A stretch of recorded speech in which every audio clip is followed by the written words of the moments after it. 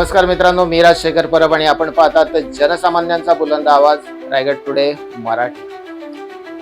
खोपोली शहराचा ऐतिहासिक वारसा आणि हजारो भाविकांची श्रद्धा जपणाऱ्या श्री वीरेश्वर मंदिरात झालेल्या धाडसी चोरीच्या घटनेने अवघे खोपोली शहर हादरून गेले होते।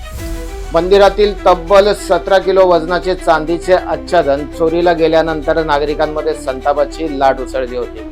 मात्र या गुन्ह्याचा अवघ्या 4 दिवसात छडा लावत 4 आरोपींना अटक करण्यात खोपोली पोलिसांना मोठे यश मिळाले असून या कामगिरीमुळे भाविकांसह संपूर्ण शहरातून पोलिसांवरती कौतुकाचा वर्षाव होत आहे। दिनांक 18 जुलै रोजी पहाटे 3 वाजल्याच्या सुमारास अज्ञात चोरट्यांनी खोपोलीतील ऐतिहासिक आणि श्रद्धास्थान असलेल्या श्री वीरेश्वर मंदिरात प्रवेश करून मंदिरातील सुमारे 17 किलो वजनाचे चांदीचे आच्छादन असलेले पिंड चोरून पोबार केली होती। या घटनेमुळे संपूर्ण खोपोली शहरात तीव्र संतापाची भावना निर्माण झाली होती। ऐतिहासिक आणि धार्मिक वारसा असलेल्या मंदिरातील ही चोरी उघडकीस आल्यानंतर नागरिकांनी तातडीने आरोपींना अटक करून मुद्देमाल परत मिळवण्याची मागणी केली होती।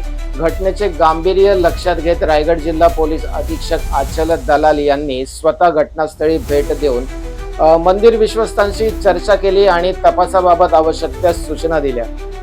त्यांच्या मार्गदर्शनाखाली खालापूरचे उपविभागीय पोलीस अधीक्षक विशाल नेऊल, खोपोली पोलीस ठाण्याचे पोलीस निरीक्षक सचिन हिरे, स्थानिक गुन्हे अन्वेषण शाखा, खालापूर पोलीस, रसायनी पोलीस तसेच रायगड पोलिसांची एकूण 8 तपास पथके या गुन्ह्याच्या तपासासाठी युद्ध पातळीवरती कामाला लागली। विशेष म्हणजे पोलीस निरीक्षक सचिन हिरे यांच्या नेतृत्वाखाली खोपोली पोलिसांची 3 विशेष पथके दिवस रात्र अथक परिश्रम घेत आरोपींच्या मागावरती होती।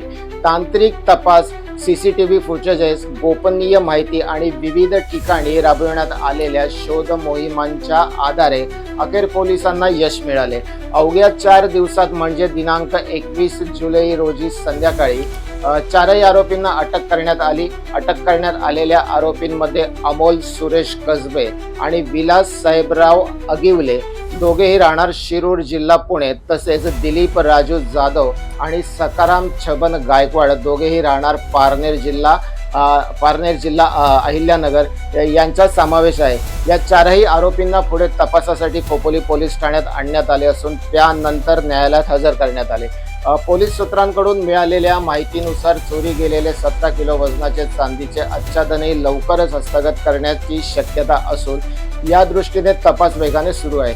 वीरेश्वर मंदिरातील धाडसी चोरीच्या गुन्ह्याच्या इतक्या कमी कालावधीत करणे ही खोपोली पोलिसांची उल्लेखनीय कामगिरी मानली जात आहे।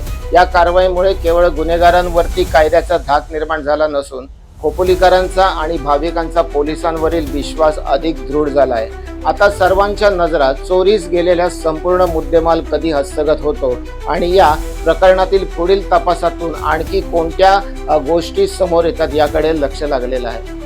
रायगड टुडेवरती अशाच ताज्या अपडेट पाहण्यासाठी जर आपण यूट्यूब चॅनलवरती पाहत असाल तर आम्हाला सबस्क्राईब नक्की करा आणि इंस्टाग्रामवरती पाहत असाल तर आम्हाला फॉलो नक्की करा। तोपर्यंत जय हिंद, जय महाराष्ट्र।